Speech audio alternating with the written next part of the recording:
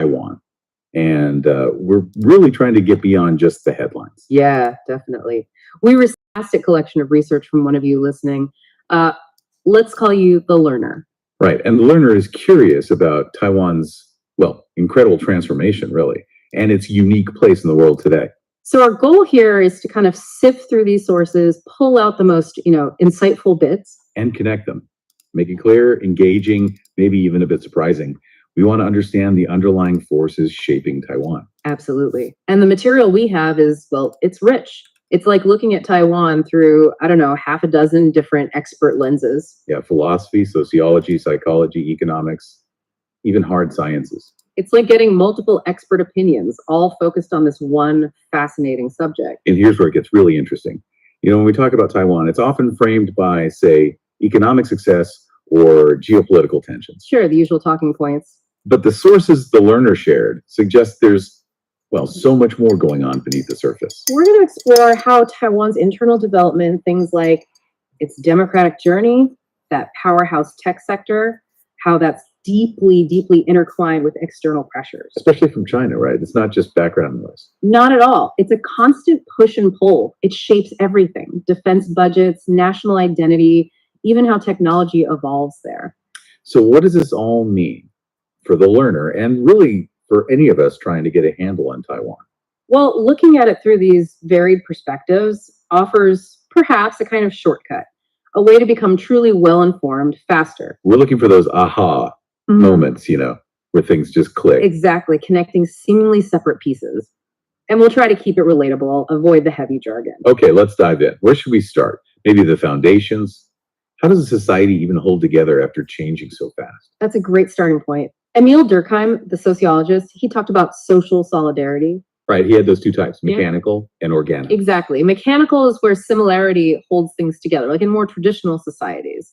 Organic solidarity is about interdependence, the division of labor in modern societies. And Taiwan's shift from agrarian strong family ties to this high-tech giant dominated by semiconductors. It's almost a textbook case of moving towards organic solidarity. That industry requires incredible specialization, complex coordination. But that rapid change, doesn't it create problems too? Durkheim had a term for that, didn't he? Anime.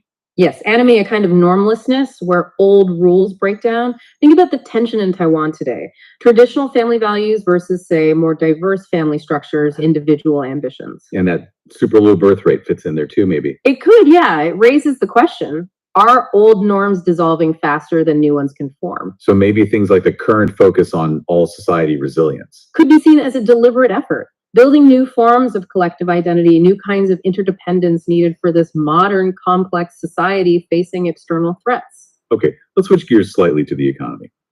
Max Weber. His ideas on rationalization. Very relevant. That drive for efficiency, calculability, logic. You see that clearly in Taiwan's high-tech sector, right? Precision, efficiency are paramount. Absolutely. It's a highly rationalized system. Right. And while his specific Protestant ethic idea might not directly apply, the spirit of it, that intense work ethic, diligence, dedication, maybe Confucian influences? Perhaps. It certainly resonates. That drive is a huge part of their economic success, especially in semiconductors, which dominate globally. So connecting that back, Taiwan's a mature democracy now. That's Weber's rational legal authority, right? Laws, elections. Yes, definitely a move in that direction. But interestingly, you still see traces of more traditional authority. Like in management styles. Hierarchy, maybe even that unconditional obedience mentioned in the notes. Exactly. It's this fascinating mix, modern structures sitting on top of older cultural foundations. But Weber also worried about the downside, didn't he? The iron cage of efficiency. He did. The risk of dehumanization. Wow. And when you hear about the intense work culture in Taiwan, the long hours, the burnout, you can't help but wonder if that's a manifestation of it, the cost of that efficiency. It's a definite tension to consider. Okay, let's move inwards now to the collective psyche, maybe, Freud and Jung. Yeah, their ideas can help us think about historical trauma. Freud's unconscious and repression, Jung's collective unconscious and archetypes. Taiwan's history.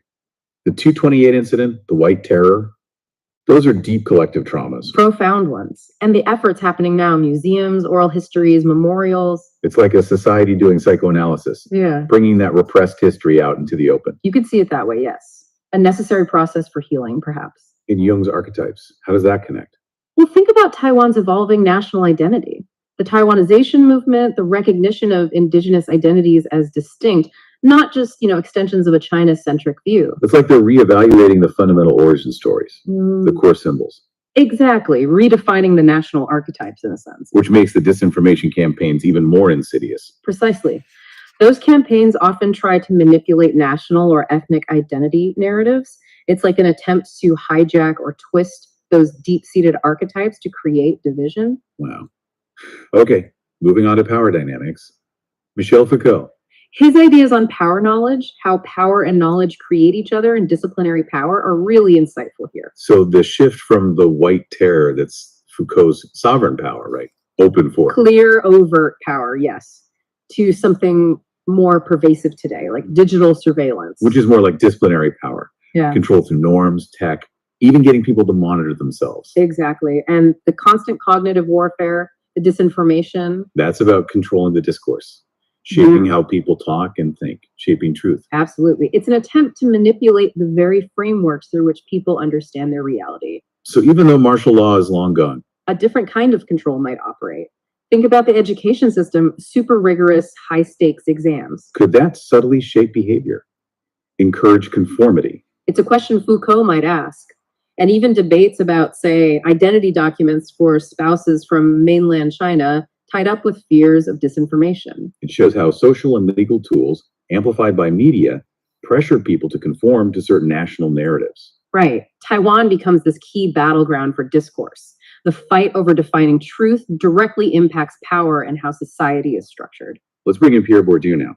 Social reproduction and cultural capital. Yes, understanding how advantages or disadvantages might get passed down generations. So Taiwan's education system, highly competitive, seems meritocratic on the surface. But Bourdieu would ask if it might unintentionally favor kids from backgrounds where they already possess the cultural capital. Meaning they know the unspoken rules of academic success. Precisely. The right way to speak, to behave, the familiarity with the system. This can perpetuate inequalities, even if PISA scores are high. And you see that maybe reflected in the economy too. High-paying tech jobs concentrated, while other wages stagnant. That points towards growing economic disparities, which could definitely reinforce existing social divisions. Here's where it gets really interesting, though. The idea that success is just natural talent. Right. Bourdieu would argue that attributing success solely to talent masks those underlying structures, the accumulated capital, the advantages. It naturalizes inequality. Exactly. And that makes it harder to address the root causes the wealth gap, struggles of the less educated. Their difficulties might look like personal failings, not systemic issues. Okay, let's think about systems. Nicholas Luhmann, systems theory. Yeah, looking at society as interacting systems. Taiwan's multi-party democracy fits this: different parties, government branches, the legal system, each kind of operating with its own logic. And the digital infrastructure is a huge part of that interaction. A massive part. Digital communication is increasingly the main way these systems and people interact. But then you have the domestic political turmoil, the polarization, budgets getting stuck. Luhmann might see that as failures in communication between the systems, or maybe operational closure systems getting too inwardly focused. Making it hard to build consensus or make collective decisions. Exactly, hindering the ability to create shared meaning. So just because there's tons of digital communication doesn't mean there's more understanding or cohesion. Disinformation exploits those very channels. Right. It could actually increase fragmentation and distrust, not reduce complexity. Challenging the system's ability to self-create and maintain itself, its autopoiesis. Let's shift to the individual, to agency. Jean-Paul Sartre and existentialism. His ideas about choice, freedom, responsibility, they resonate with Taiwan's journey. That path to democracy, the unyielding struggle, that sounds like a huge collective existential choice. A profound act of self-definition, yes. And the ongoing debates about identity, about the future relationship with China. Maintaining the status quo versus independence. Those are continuous exercises in defining themselves. Highlighting the burdens and responsibilities of that collective freedom and the constant pressure from China. It forces Taiwan to confront the absurdity of its situation. Perhaps. leading to collective angst, as Sartre might say, but also fostering that determination to be a distinct entity. And here's where it gets interesting again. Yeah. That external threat. While creating existential anxiety, sure, it can also be a catalyst. For collective action, for resilience. Exactly. The need to prepare for the most dangerous scenarios build all society resilience. It shows how that burden of freedom in a tough spot geopolitically actually fosters responsibility and a proactive drive for survival. Now, what about Eric Fromm? Humanistic psychoanalysis and the escape from freedom. Fromm offered a critique of modern consumer society. He argued that while it offers freedom, it can also breed isolation, powerlessness. Leading people to try and escape that freedom. Through various means, yes. And when you look at Taiwan, the concerns about work-life balance, burnout, mental health. And those online scams mentioned in the sources. Exploiting trust, emotional vulnerability in such a digitized society. It suggests that maybe the intense focus on economic growth comes at the expense of deeper human needs for connection and well-being. So the high digital adoption is a paradox. It seems so. Limitless connection, seemingly, but also new forms of exploitation, like those romance scams. It highlights how the digital world, if we're not careful about genuine connection and critical skills, might actually worsen alienation, leading people to seek that escape from freedom in potentially harmful online interactions. Let's turn to education again, but through John Dewey's lens. Experiential learning, democratic education. Dewey emphasized learning by doing, education for active citizenship, reflective thinking. His ideas show the potential in Taiwan's system. Even with the known challenges like rote learning and the intense exam focus. Right. The curriculum reforms trying to link learning to the real world. That aligns with Dewey. But the difficulties in teaching real critical thinking show there's still a need to shift, move beyond just test prep towards nurturing autonomy, multidimensional thinking. And here's the really interesting part. Despite the great STEM results, the high PISA scores. Those struggles with critical thinking, the reliance on rote memorization, they clash with Dewey's vision of education for democracy. So shifting from exams to autonomy and problem solving is crucial for deeper democracy. Absolutely. And you see positive examples, right? Like that vegetable box initiative during COVID, community projects. People learning through experience, solving real problems together. That's Dewey in action, learning by doing, connecting education to life. Okay, science and tech, Alan Turing, Herbert Simon, computation, AI. Their foundational work underpins so much of Taiwan's strength, especially in semiconductors, which are vital for AI. And the investments in AI, supercomputing, smart manufacturing, that's applying Simon's ideas on information processing, decision-making. Directly. And the focus on developing talent. That's like training Turing's unorganized machines for higher intelligence and efficiency. So what's the bigger picture here? Taiwan moving from just hardware to leadership in AI applications. It's an ambition for a cognitive advantage in key areas. A strategic national evolution, leveraging that hardware base for knowledge leadership. Definitely. But Simon's bounded rationality is a good reminder too. The decisions, even by governments, are limited by information, cognitive limits. Right. You see echoes of that in political gridlock, maybe, or challenges in complex processes like defense procurement. Now let's push to the frontiers. Schrodinger, Feynman, quantum theory, quantum computing, nanotech. Their theoretical work is becoming tangible in Taiwan's investments in quantum research, supercomputing. Using quantum simulations for real applications already. Yeah, it shows that merger of foundational science and practical application. And then you have Darwin and Huxley's evolutionary biology. Applied in Taiwan's biodiversity studies. Genetic diversity of unique species. Exactly. Identifying evolutionary pressures shows those processes are ongoing and now heavily influenced by humans. And Feynman's nanotech vision is visible in industrial uses of nanomaterials in Taiwanese products. For sure. But here's where it gets really fascinating. Schrodinger asking, what is life? Inspiring DNA discovery. And Feynman's quantum computing work, they kind of converge now. In Taiwan's research, using quantum simulations for biology and chemistry. It suggests an aim to understand, maybe even manipulate life processes at that quantum level, potentially huge insights. And at the same Darwin's lens shows the threats to biodiversity. Highlighting how human activity is now a dominant evolutionary pressure demanding active conservation. What about public attitudes to all this science? There seems to be high-tech acceptance. Generally, yes. A strong trust in science and tech solutions. But the sources also note differences across demographics. which suggests challenges for truly informed public discussion, Yeah. echoing Dewey's concerns. Could be. And then there's the dual use dilemma, especially in biotech. Technologies for good that could be misused. Big ethical questions. Huge. Public caution on gene editing, but acceptance for therapy. It shows the fine lines society has to navigate. Needs careful discussion, regulation. And the tension noted between social responsibility and academic autonomy in science. That reflects the ongoing negotiation of the social contract of science. Foucault might say it's a site where power and knowledge are being contested.